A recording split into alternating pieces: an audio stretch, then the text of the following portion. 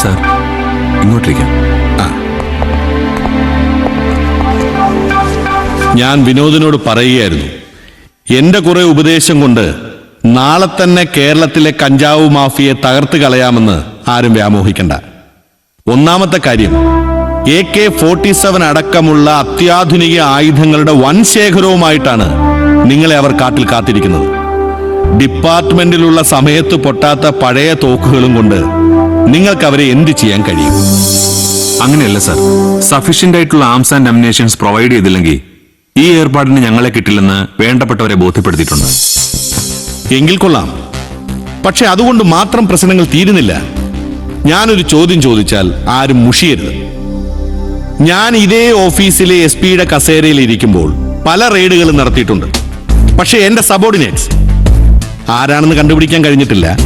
ഞങ്ങളുടെ പ്ലാനിങ്ങിനെ പറ്റിയുള്ള കൃത്യമായ വിവരങ്ങൾ മാഫിയയ്ക്ക് എത്തിച്ചു കൊടുത്തിട്ടുണ്ട്. ഇക്കൂട്ടത്തിലും അങ്ങനെയുള്ളവർ ഉണ്ടാകില്ല എന്ന് വിനോദിന് ഉറപ്പുണ്ട്. പിന്നെ ഫോറസ്റ്റിലെയും എക്സൈസിലെയും ചില ഉദ്യോഗസ്ഥർ, എല്ലാവരും അത്തരക്കാരാണെന്ന് ഞാൻ പറയില്ല. കഞ്ചാവ് ലോബിക്ക് ഒത്താശ ചെയ്യുന്ന കാര്യം എനിക്കറിയാം. ആദ്യം ചിന്തിക്കേണ്ട വിഷയം ഇതൊക്കെയാണ്. ഇതെല്ലാം മറികടന്ന് വേണം നിങ്ങളുടെ ദൗത്യം വിജയിക്കാൻ. പണാധിപത്യമുള്ള ഒരു നാട്ടിൽ ഇതൊക്കെ സ്വാഭാവികമാണ് സാർ.